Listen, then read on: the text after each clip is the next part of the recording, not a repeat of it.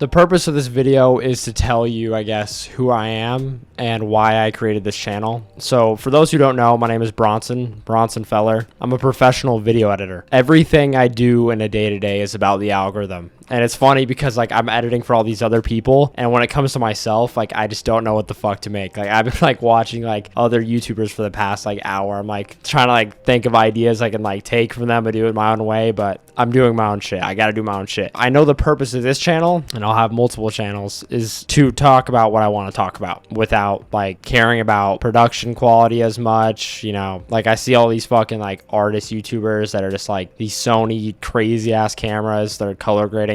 I don't care. I just want to talk to you about shit that I've been through and things I'm thinking about. I don't care. I just want to talk and make content like consistently. Maybe on another channel I'll be good at that shit, who knows. And I also feel like I should tell you about myself. I want to make this like the pinned video on my channel so you guys can watch this if you found me from a future viral video. But yeah, I'll tell you some basic facts. Who knows if these things will still remain true when you see me in the future, but I think it's good to have a touching base video. I feel like I should tell you my past. I feel like that would be a good segue. And to tell you the basics of my growing, or where I came from, I grew up with just my grandma. I grew up with my little brother and my uncle, and then I have another little brother who grew up with my other grandparents, but I didn't grow up with either of my parents. And that's because they did drugs, which we don't care about on the channel. You can make jokes about. You're welcome to roast me for whatever. I don't give a shit. I think I lost my, well, I didn't lose them. They're not dead. They're just like druggies, but I lost them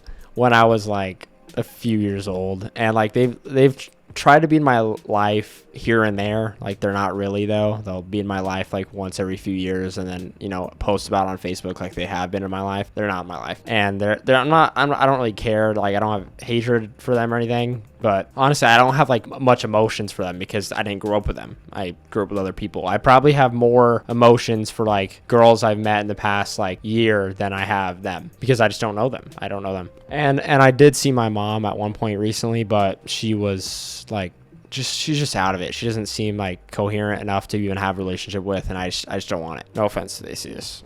Growing up with my grandma and my brothers was amazing. It was the best life experience I could have. We didn't grow up wealthy. We grew up like kind of poor. We grew up on food stamps, if you guys know what that is. A lot of the things I had to get in life, I had to earn. And I think it's a good thing. Like my grandma tried, you know, she gave us good stuff when she could. Like sometimes she'd probably make herself go broke to give us a good Christmas or whatever. Some years we didn't have Christmas. Hopefully I can relate to certain people on that regard, but we don't care. We don't judge.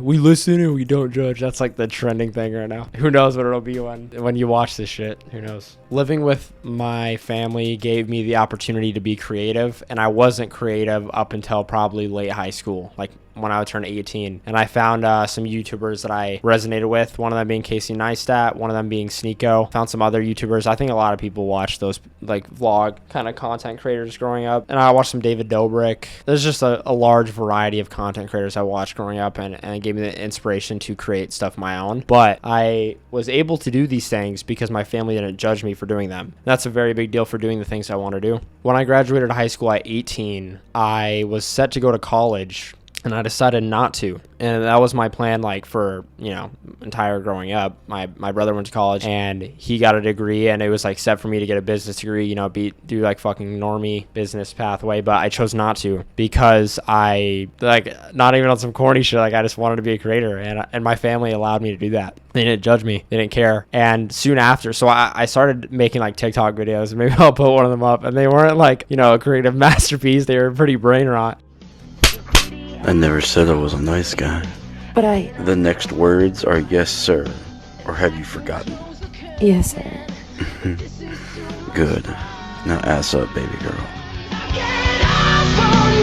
But I started to get like viral a little bit, not like viral, but like I would get some likes, you know, and that's like, it sparked the dopamine. I'm like, oh, I can do this shit, you know. And so my brother was editing videos for me at the time. He used to use Sony Vegas, and I'd be like, bro, I want to make content. Will you please edit for me? And it's like, I had no concept of like money back then. I was like 17, and so he would just be editing for me, and then he'd be like fried from it. He'd be like, bro, fuck off. Like I'm not trying to edit anymore. And I'm like, fuck, I gotta learn this shit on my own. So I did. I started learning Adobe Premiere. And and I mastered it. And I just studied other creators I wanted to edit, and I would film myself talking. And that's why I got the skills of speaking on camera. Me being able to talk to you the way I am right now didn't just come in a day. It fucking took years. I have made other videos in the past. And so once I mastered editing, a job opportunity came. I'm not going to say the creator was with, but I ended up becoming a full-time editor. And so I've been a full-time editor. You know, like I worked in like fast food chains before. Like I was a manager at Five Guys. And I did some like other side jobs, like side missions, like Papa Murphy's. I worked wherever my friends would go. I'd always go work with like one of my best friends. And because I fucking hated working with like random people. They were boring as fuck. And I worked at Honda. That was a funny job. That shit sucked. I'm not gonna lie, bro. I was like depressed or anything, like going through a breakup. And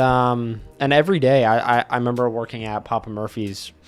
I would, because we'd prep food in the morning. I was like an opener. I do this at Five Guys too as a manager. I was an opening manager at Five Guys too. I'd watch videos about like learning the algorithm, like a Mr. Beast podcast, or you know, just shit like that, like air rack videos or Steezy Kane or something, like just a bunch of different shit. I'd watch a bunch of different people, and that's what gave me just like the content wired brain. I watched like probably thousands of hours of like just content shit. I still do to this day.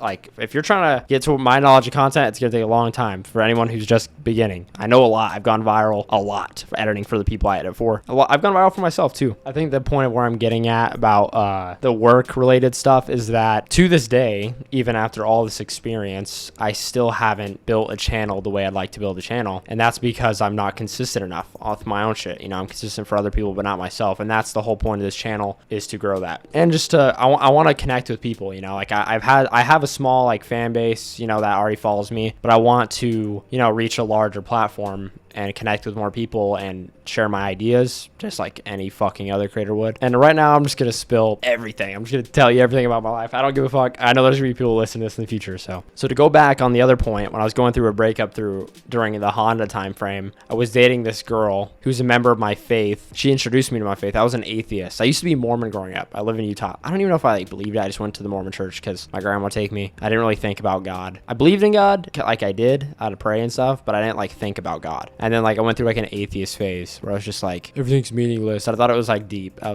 thought I was like, you know, some wise guy just fucking posting like shit on my Insta story.